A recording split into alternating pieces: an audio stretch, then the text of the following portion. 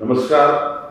यवतमाळ जिल्ह्यातील माझ्या शेतकरी बांधवांनो, नागरिकांनो, विद्यार्थी मित्रांनो आणि माता भगिनींनो, आपल्या सर्वांना माहित आहे की महसूल तसेच इतर विभागाशी संबंधित दैनंदिन कामासाठी आणि प्रलंबित प्रश्न सोडवण्यासाठी नागरिकांना वारंवार शासकीय कार्यालयामध्ये जावे लागते. याची शासनाला पूर्ण जाणीव आहे.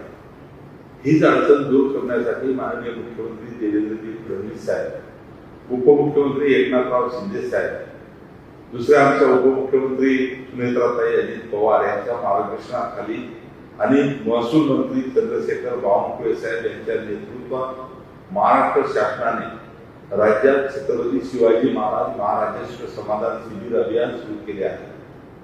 या अभियानाचा उद्देश म्हणजे महसूल व इतर विभागाशी संबंधित प्रलंबित प्रकरणे एक खिडकी योजनेद्वारे एकाच छताखाली आणि शक्यतो एकाच दिवशी मार्गी लावणे हा आहे. हे अभियान यवतमाळ जिल्ह्यातील 7 मार्च ते 22 मे 2026 या कालावधीमध्ये प्रत्येक महसूल मंडळ, नगर परिषद स्तरावर ही विशेष शिबिरे आयोजित करण्यात येत आहे.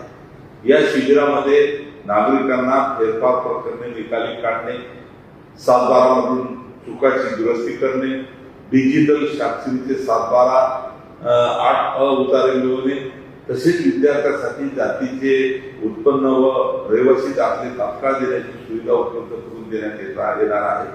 त्याचबरोबर संजय गांधी निराधार योजना, श्रावणबाळ योजना, घरकुल लाभार्थ्यांना पट्टे वाटप, तुकडेबंदी कायद्याअंतर्गत व्यवहाराची पडताळणी आणि ही मोजणी अर्ज स्वीकारणे ही सुद्धा कामे या शिबिरामध्ये केली जाणार आहे. याशिवाय शासनाने महसूल कायद्यात अनेक लोकाभिमुख बदल केले आहेत.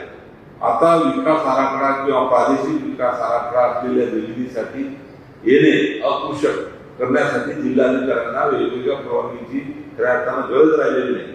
तसेच अकुशल कर रद्द करण्यात आला. त्याचप्रमाणे एकाच वेळेस अधिमूल्य भरण्याची साधी आणि सोपी व्यवस्था करण्यात आलेली आहे.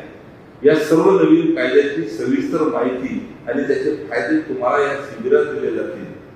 या महाराजेश्वर समाधान शिबिराच्या अभियानाच्या माध्यमातून शासन प्रशासन आपल्या दारी येत आहे.